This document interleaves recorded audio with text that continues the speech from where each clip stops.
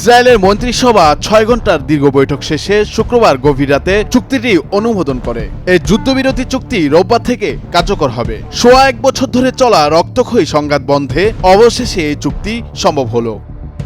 মার্কিন পররাষ্ট্রমন্ত্রী অ্যান্টনি ব্লিংকেনের সংবাদ সম্মেলনে গাজা নিয়ে প্রশ্ন করায় এক সাংবাদিককে বের করে দিয়েছে পররাষ্ট্র দপ্তর। ওই সাংবাদিকের নাম সাম হুসাইনি। তিনি অভিযোগ করেন যুক্তরাষ্ট্রের সমালোচনামূলক প্রশ্ন করায় তাকে আটকানো হয়।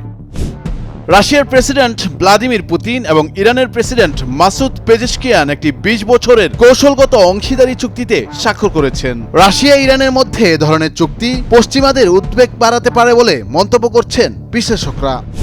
আল কাদির বিশ্ববিদ্যালয়ের তহবিলের দুর্নীতি মামলায় 14 বছর জেল হয়েছে পাকিস্তানের সাবেক প্রধানমন্ত্রী ইমরান খানের। বিশ্ববিদ্যালয়টি নিয়ন্ত্রণ আদালত পাকিস্তানের সরকারের কাছে ন্যস্ত করেছে। পাঞ্জাবের মুখ্যমন্ত্রী মরিয়ম নওয়াজ এ তথ্য জানিয়েছেন। যুক্তরাষ্ট্রের পররাষ্ট্র মন্ত্রণালয়ের লোকবল ও অভ্যন্তরীণ যোগাযোগ দেখভালের দায়িত্বে থাকা 3 জ্যেষ্ঠ কূটনীতিককে দায়িত্ব ছাড়তে বলেছেন ডোনাল্ড ট্রাম্পের সহযোগীরা। তারা হলেন ডেরেক হোগান, মার্শা বানিকাট ও এলেইনা তেপ্লিজৎ। ইউক্রেনে রাশিয়ান সেনাবাহিনীর হয়ে যুদ্ধরত 12 ভারতীয় নিহত হয়েছেন। মোট 126 জন ভারতীয় ইউক্রেনের বিরুদ্ধে রাশিয়ার সেনাবাহিনীতে যোগ দিয়েছিল। এছাড়া নিখোঁজ আছেন আরও 16 জন। হোয়াইট হাউস ও মার্কিন বিচার বিভাগ ভিডিও অ্যাপটি চালু রাখতে প্রয়োজনীয় ব্যবস্থা ও নিশ্চয়তা দিতে ব্যর্থ হওয়ায় এটি বন্ধ করে দেওয়া ছাড়া উপায় নেই বলছে টিকটক। মার্কিন প্রশাসন হস্তক্ষেপ না করলে রোববারই অ্যাপটি বন্ধ হচ্ছে।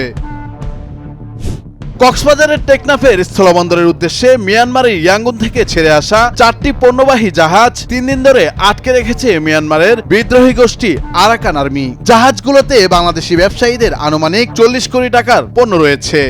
ইসরায়েলের 15 মাসের যুদ্ধের পর ধ্বংসস্তূপে পরিণত হওয়া গাজার বাড়িঘর ও অবকাঠামো তৈরিতে 40 বছর সময় লাগতে পারে। ব্যয় হবে $80 বিলিয়ন বেশি। যুদ্ধ গাজাকে ভবনের কালো খোলস ধ্বংসস্তূপে পরিণত করেছে।